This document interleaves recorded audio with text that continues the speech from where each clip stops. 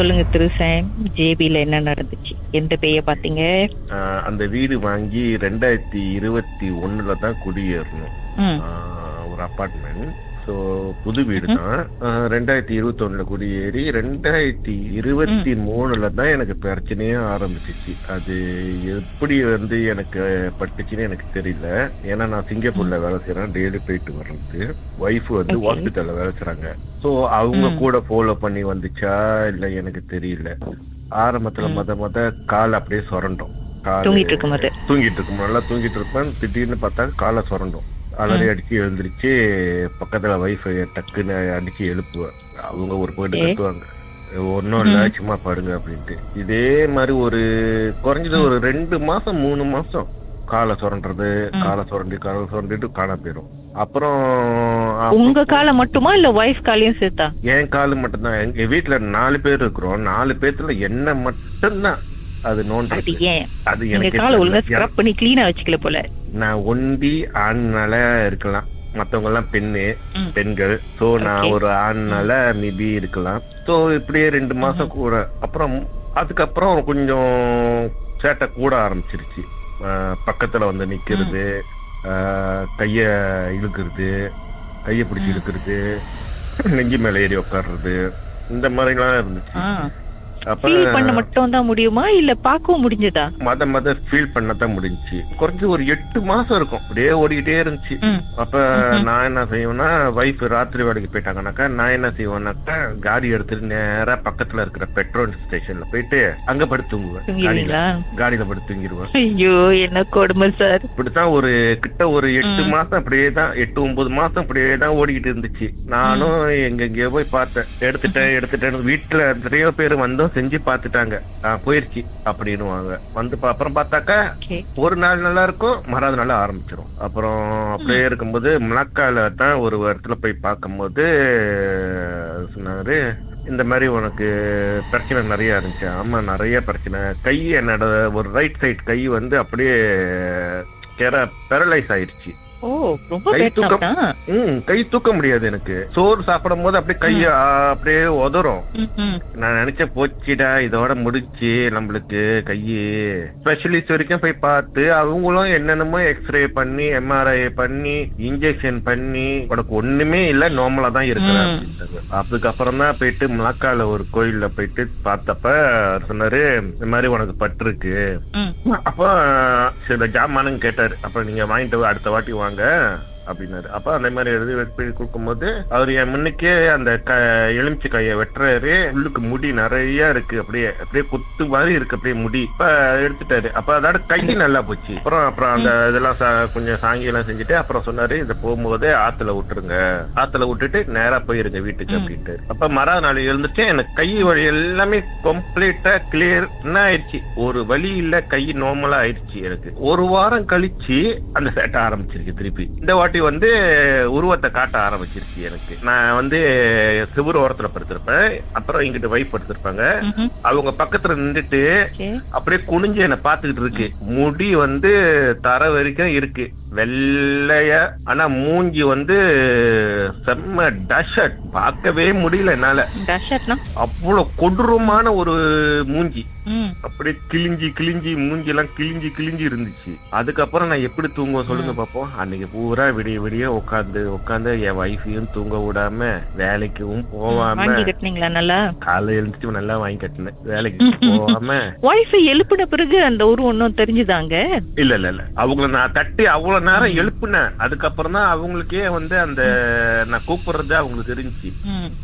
கத்துவேன், பக்கத்துல நிக்குது, கத்துறேன். அவங்களுக்கு விளங்கல. அவ்வளவு நேரம் ஒரு குறைஞ்சது ஒரு 10 மினிட்ஸ் அவங்கள பிடிச்சி அடிச்சு கூப்பிட்டு அப்புறம் தான் அவங்களே முழிச்சு பார்த்தாங்க. முழிச்சு பார்த்துட்டு ஒன்னும் இல்ல அப்படின்ட்டு அதுக்கப்புறம் ரூம்ல படுக்காம ஹால்ல வந்து படுத்து மெத்தையை தூக்கிட்டு வந்து கொண்டாந்து ஹால்ல போட்டு படுத்து அவங்க தூங்க முடியுது. ஆனா என்னால தூங்க முடியல. அவங்கள எழுப்பி தூங்காத விடிய ஒரு 2 பேரும் உட்காந்து தான் கிடந்தோம் பேசிக்கிட்டு.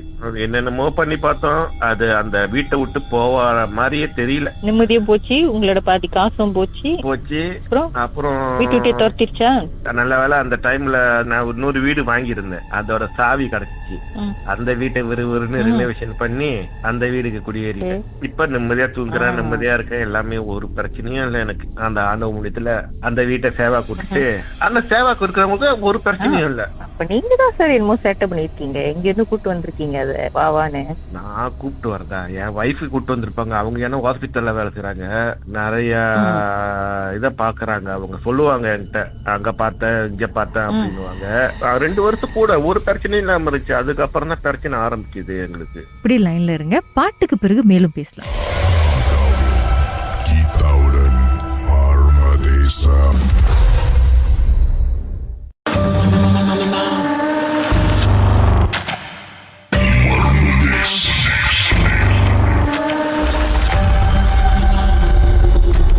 இந்த கனி வெட்டிக்குள்ளார நிறைய முடி இருந்துச்சு அப்படின்னு சொன்னீங்களே, அவர்கிட்ட திருப்பி போய் நீங்க பாக்கலையா? அதுக்கப்புறம் ஒரு கை வலி எல்லாம் போனுச்சுல, அதுக்கு அவர்கிட்ட போய் சொன்ன 2வது போனோம் ஒரு வாட்டி, ஒரே ஒரு வாட்டி போய் பார்த்த அவரை. அவர் சொன்னாரு அது அந்த வீட்டை விட்டு போற மாதிரி இல்ல, அது அங்கேயே உள்ளது. அது பேரை சொல்ல மாட்டாரு, அவரும் சொல்லல, எனக்கு தெரியல என்னன்ட்டு. ஆனா அந்த அந்த இடம் ஒரு முன்ன ஒரு கிளப்பசா எஸ்டேட். அது இப்ப நாங்க அந்த வீடு கட்டின வீடு கிளப்பசா எஸ்டேட். அந்த வீடு கட்டும் போது அந்த இடத்துல ஒரு சூசைட் நடந்திருக்கு. அந்த சூசைட் நடந்திருக்கு. அந்த வீடு கட்டிட்டு இருக்கும் போது கோவிட் டைம்ல தான் அந்த இடத்துல சூசைட் நடந்திருக்கு. அது எங்களுக்கு யாருக்குமே அந்த இடத்துல வீடு வாங்கணுங்க யாருக்குமே அப்ப தெரியாது. ஒரு பெண்ணா? பெண்ணு தான், ஃபாரினர். ஓ, எப்படி இருந்தாங்க? மேல இருந்து ஜம்ப் பண்ணி மேல இருந்து. அப்ப கட்டடம் இருந்துச்சா?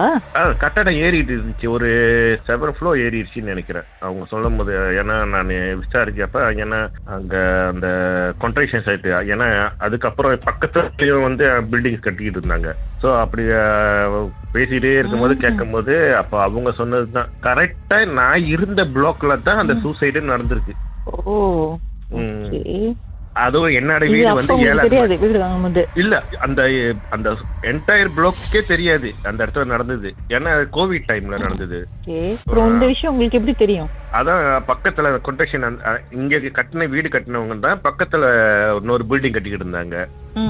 ஸோ அப்படியே நான் அப்படியே நானும் கூட்டாளி தான் போய் பேசிட்டு இருக்கும் போது அங்க உள்ள அந்த கான்ட்ராக்ட்ல வேலை செஞ்ச பங்களாதேஷ்காரன் சொன்னான், அதுவும் நான் இருந்ததும் 7வது மாடி தான், என் வீடும் 7வது மாடியில தான் இருக்கு. அது நடந்ததும் 7வது மாடியில இருந்து தான். ஆனா எந்த மூளை, இந்த மூளை ரைட் சைட்டா இல்ல லெஃப்ட் சைட்டான்னு தெரியல. அவங்க சொல்லல, நானும் கேட்கல. ஆனா என் வீடு கணக்கு பார்த்தாக்கா நாங்க லிப்ட்ல ஏறின கையோட ரைட் சைட் வரும். சோ மேபி அந்த ஏரியா அந்த இதுல இருந்து விழுந்துச்சா என்னன்னு எங்களுக்கு தெரியல, ஜம்ப் பண்ணாங்களா என்னன்னு தெரியல. சோ அது அங்கேயே ஸ்டே பண்ணிருச்சு. மேபி என் வீட்டுல இருந்து 2 வருஷமா ஒன்னும் இல்லை எங்களுக்கு. அதுக்கப்புறம் ஆரம்பிச்சது தான். அதுக்கப்புறம் ஏன்னா என் வீட்டுல வைஃப் கொஞ்சம் சாம்பிராணி இதெல்லாம் கொஞ்சம் மாத்த ஆரம்பிச்சாங்க, புகை கூட போட ஆரம்பிச்சாங்க. நார்மலா போடாம பச்சை கற்பூரம் என்னென்னமோ போடுவாங்க, வெண்கடுக்கெல்லாம் போட்டு சாம்பிராணி போடுவாங்க. நல்லா புகை, வீடே புகையா இருக்கும். அந்த மாதிரி போடும்போது அது வெளியாயிருச்சு பழக்க. அங்க இருந்து கரெக்டா அந்த செவுத்துல இருந்து தான் வரும் தெரியுங்களா, வேற எங்கேயும் இருந்து வராது. நான் படுத்திருக்கிற செவுத்துல இருந்து தான் வரும், சைட்ல இருந்து. வாசப்படி வழியா வராது, ரூம்பு கதவு வழியா வராது. நான் படுத்திருக்கிற பக்கத்துல செவுரு, ஜன்னலு, அந்த செவுத்துல இருந்து தான் அப்படி வரும். அது நல்லா தெரியும் எனக்கு செவுத்துல இருந்து வர்றது. செவுத்துல சாயறதுக்கு கூட உங்களுக்கு பயமா இருக்கும் உங்க வீட்டுல? லைட்டு தட்டிட்டு தான் படுப்பேன் நானு. சார் நீங்க மாளிகை மாதிரி வீடு வச்சுக்கிட்டு நட் ரோட்ல தூக்கிக்கிட்டு லைட்டை தட்டிக்கிட்டு தூங்கிக்கிட்டு சேச்சோ ரொம்ப தான் அனுபவிச்சிருக்கீங்க. அவங்க 9 மணிக்கு 8 மணிக்கு வேலைக்கு போவாங்க. அவங்க கூடயே நானும், அவங்க ஒரு காடி எடுத்துட்டு போயிருவாங்க, நான் இன்னொரு காடி எடுத்துட்டு போயிட்டு படுத்துட்டு காலையில 4:30 மணிக்கு எழுந்திருச்சு குளிச்சுட்டு வேலைக்கு போயிருவேன் சிங்கப்பூருக்கு. ஐயோ, இது என்ன 1 வருஷம் ஓடிச்சு அந்த கொடுமை? 8-9 மாசம் ஓடிச்சு கொடுமை. பாடா, இப்பயாச்சும் நிம்மதியா இருக்கீங்களா? ஆமா, அவங்க பேசுறாங்களா? வைஃப் பேசுறாங்களா? ஹலோ கீதா. வணக்கம், எப்படி இருக்கீங்க? அப்புறம் நல்லா இருக்கேன். அவரு தூக்கமும் கெட்டது இல்லாம உங்க தூக்கத்தையும் கெடுத்துட்டாரா? அது கண்டிப்பா. பாட்டுக்கு பிறகு என்ன நடந்துச்சுன்னு பாப்போம்.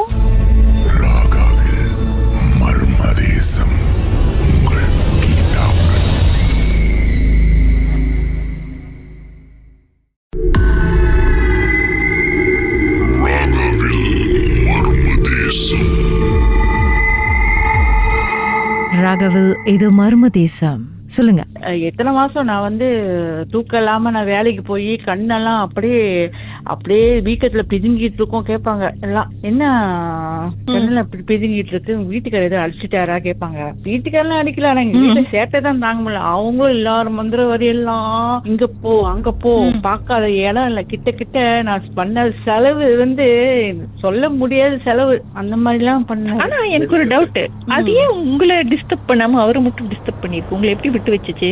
அதான் எனக்கும் தெரியல. இத்தனைக்கும் நான் ஹாஸ்பிட்டல்ல தான் வேலை செய்யறேன், எல்லா பேஷண்டும் நான் பாக்குறேன்.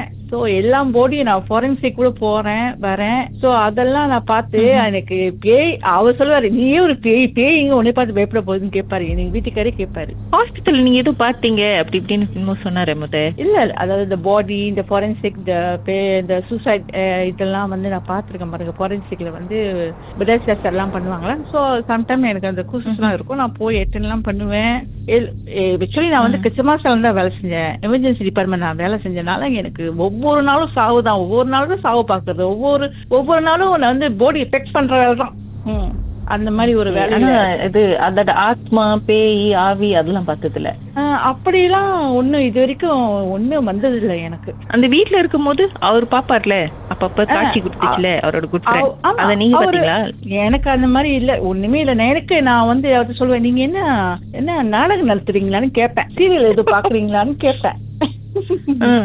அந்த மாதிரி எல்லாம் போயிட்டு இருந்துச்சு கீதா. இத்தனைக்கும் எங்க வீட்டுல வந்து நாய்க்குட்டி இருக்கு, தோய் போட்டுல இருந்துச்சு அப்ப. சோ நான் சொல்லுவேன், இந்த மாதிரி பெரியவங்க சொல்லுவாங்க, இந்த மாதிரி இந்த வளர்ப்பு பிள்ளைங்க வீட்டுல இருந்தாக்கா இந்த மாதிரி ஆசாமி எல்லாம் வராது அப்படி இப்படின்னு சொல்லுவாங்க, கொலைக்கும்னு சொல்லுவாங்க. அது நார்மலா தான் இருக்கு. அது ஒரு பக்கம் தூங்கிட்டு இருக்கு, இவர் தான் ஏன் சார்பாட்டம் பண்ணுவாரு. நீங்க யூஸ் பண்ண சாம்பிராணியோட பிராண்ட் அதுக்கு பிடிக்கல. இருக்கலாம் புலக்கு. ஆனா அப்ப நான் வந்து எல்லாரும் மந்திரம் எல்லாம் பார்த்து சின்ன நாயகர் எல்லாம் எல்லாமே நான் பார்த்ததுப்பா. அவங்க வந்து ஒரே ஒரு விஷயம் தான் என்கிட்ட சொன்னாங்க. நானும் கேட்டேன், ஏன் வந்து இவரை மட்டும் தான் டிஸ்டர்ப் பண்ணது, ஏன் எங்களை யாரும் டிஸ்டர்ப் பண்ணுது? இத்தனைக்கும் எனக்கு 2 பொம்பளை பிள்ளைங்க இருக்காங்க, பெரிய பெரிய பிள்ளைங்க, ஏன் அவங்கள மட்டும் டிஸ்டர்ப் பண்ணல, எங்க வீட்டுக்காரர் மட்டும் தான் டிஸ்டர்ப் பண்ணுது? இப்ப அவங்க சொன்னாங்க, ஏன்னா அது வந்து பேர் சொல்லக்கூடாது, மோகினியா அந்த மாதிரி முடி நீட்டா இருக்கும், அது ஆம்பளைங்களுக்கு தான் பிடிக்கும் அப்படின்னு ஒருத்தவங்க சொன்னாங்க. ஒரு டைம்ல வந்து எனக்கு அப்படியே ரொம்ப ஸ்ட்ரெஸ் ஆயிடுச்சு, ரொம்ப டிப்ரெஷன்ல நான் விழுந்துட்டேன். ஏன்னா வேலைக்கு போனா தூக்கம் இல்ல, நான் பேஷனை பாக்குறதா இத பொங்கலா பாக்குறதா அப்படின்ட்டு அது ஒரு டிப்ரெஷன் ஆயிடுச்சு எனக்கு. அப்புறம் ஒருத்தர் நாயகர் வந்தாங்க, அஜின்னு சொன்னாங்க. அவர் அப்ப என் ஃப்ரெண்டு வந்து இன்ட்ரெஸ்ட் பண்ணாங்க, நீங்க பாருங்க அவங்க நாயகருங்க தான், சரி நான் வரேன் 7:30 மணிக்கு நான் வரேன் ராத்திரி அப்படின்னு சொன்னாங்க. அப்ப வந்துட்டு வந்து வாசல் மண்ணுக்கு பின்னால என்னமோ அந்த ரூம்ல வந்து ஒரு மாதிரியா சத்தம், அப்படியே ஊட்டுற மாதிரி சத்தம். ஏன்னா எனக்கும் கேட்டுச்சுதான் அந்த சத்தம். ஆனா நான் வந்து ரொம்ப இது பண்ணிக்கல, அதை இக்னோர் பண்ணிக்கிட்டேன். ஏதோ ஜாமா எது விழுந்திருக்கோம் அப்படின்ட்டு வந்துட்டு அப்புறம் முன்னுக்கு அந்த என்னமோ அவர் கிரீஸ் எல்லாம் தூக்குனாரு. கிரீஸ் அவங்க அஜிலாம் கிரீஸ் வச்சிருப்பாங்களே, அந்த தூக்குனோடனே இப்ப அவரு சொல்லிட்டாரு, நான் இத்தனைக்கு நான் ஒண்ணுமே சொல்ல, அது பொம்பளை இந்த மாதிரி எதுவுமே நான் சொல்ல கிடையாது, மினிமம் அவர் வந்து வாயிலால வரட்டும் அப்படின்னு இப்ப சாம இருந்தேன். அப்ப வந்து ஒரு பொம்பளை முடி நீட்டா இருக்கு, எங்க வீட்டுக்கு அவர் சொல்ற மாதிரியே அவங்களும் சொன்னாங்க. அப்பதான் நான் நம்பினேன் உண்மையாதான் அப்படின்ட்டு. அப்ப அவர் என்ன வந்து சொன்னாரு, அப்ப இந்த பிளாக்ல தான் இருக்கு, அது தங்கி இருக்கு அப்படின்ட்டாரு, இந்த பிளாக்ல தான் இருக்குன்ட்டாரு. அப்ப வந்துட்டு அது அந்த என்னமோ அந்த கருப்பு மிளகு அப்புறம் இந்த கல் உப்பு எல்லாம் தூவி விட்டாரு. தூவிட்டோட கரெக்டா அந்த ரூமுக்கு போயிட்டாரு. நான் ஒண்ணுமே சொல்லல, அந்த ரூம் தான் இது வந்து எங்க ரூம், இது பிள்ளைங்க ரூம், அதெல்லாம் நான் சொல்ல கிடையாது. அவரே வந்தாரு, எங்க ரூமுக்கு போனாரு. பார்த்துட்டு அவர் கரெக்டா சொல்றாரு, இந்த மாதிரி இந்த டிண்டிங் மேலதான் அப்படி வருது, இது டிண்டிங் வழியா வருது, முன்னுக்கும் வரல பின்னாலும் வரல, டிண்டிங் வழியா தான் வருது. அப்ப நான் சொன்னேன், இது டிண்டிங் வழியா வருதுக்கு இது எப்படி வரும் டிண்டிங் வழியா? இல்ல அது வந்து என்ன டிண்டிங் மணியாரா பண்ணி வருதா? அப்ப இங்கிலீஷ் படம் பார்த்துருச்சு போல அந்த பேய். இருக்கலாம் போல. நீங்க இவ்ளோ கரெக்டா அவரு சொல்றாரு, ஆனா ஏன் அவரால் அத முழுமையா விரட்ட முடியல? அவர் தான் சொல்லிட்டாரு, இது வந்து நான் வந்து காவல்கள் தான் பண்ண முடியும், பட் நான் விரட்ட முடியும், ஏன்னா இது வந்து அதுக்கு சொந்தமான இடம், அது முடியாதுன்னு தர அவர் சொல்லிதான் இது பண்ணாரு. அப்ப நான் சொன்னேன், அந்த மாதிரி நான் எப்படி முடியும், எப்படி நான் அங்க இருக்கிறது கிட்டத்தட்ட ஒரு 8 மாசம் என் வீட்டுக்காரர் பெட்ரோல்ல போய் தூங்குறாரு, நான் ராத்திரி வேலைக்கு போனா பெட்ரோல்ல போய் தூங்குறாரு, நான் வீட்டுல லீவு டைம் இருந்தாலும் நிம்மதியா தூங்க வரதில்ல, ராத்திரில ஒரு 5 நிமிஷம் தான் தூங்குவாரு, பேய் எல்லாமே அழுவாரு. அப்புறம் நானும் சம்டைம்ஸ் என்ன பண்ணிட்டேன், ஒரு பேயார விட்டா அவருக்கு மூஞ்சிலேயே. தாங்க முடியல என்னால. ஒரு பக்கம் பேய் டார்ச்சர் பண்ணுது, நீங்க என்னன்னா பேய் வேற அறையறீங்க. பேய் அறை இல்ல நம்மளே பாவம் அந்த மனசு. ராத்திரி செஞ்சுட்டு நம்ம வரோம், டபுள் ஷிஃப்ட் செஞ்சுட்டு வரோம். இந்த மாதிரிலாம் உங்களுக்கு எப்படி இருக்குன்னு சொல்லுங்க. ஒரு நாள் 2 நாள் இல்ல, 8 மாசம் பல்லு கடிச்சிக்கிட்டு இருந்தேன். ஆமா விட்டுட்டு போயிடலாம் நினைச்சேன். பேய்கிட்ட எப்படியே போட்டோம் அப்படின்னு சொல்லிட்டு எஸ்கேப் ஆயிடலான்னு பாத்துருக்கீங்க. ஆமா எஸ்கேப் ஆலதான் பார்த்தேன். ஆனா எனக்கு ஒரு மாதிரி டவுட், இவருமே டவுட்டா தான் இருந்துச்சு. அப்ப கூட கேட்டேன், நீங்க எதுவும் பொம்பளைங்க எதுவும் ஏமாத்திருக்கீங்களா, பொம்பளைங்களை கல்யாணத்துக்கு எதுவும் ஏமாத்திருக்கீங்களா, ஏன்னா உங்களை தான் வந்து டிஸ்டர்ப் பண்ணுது, எங்களை யாரும் டிஸ்டர்ப் பண்ணலையே அப்படின்னு கேட்டு. பாருங்க, ஒரு பேய்னால இந்த மனுஷ பேய் பட பாடுபட்டு இருக்கிறாரு. ஒரு பக்கம் பேயோட பாடுபட்டு இருக்கிறாரு, இன்னொரு பக்கம் உங்களோட பாடுபட்டு இருக்கிறாரு. நினைச்சா ரொம்ப பாவமா இருக்கு.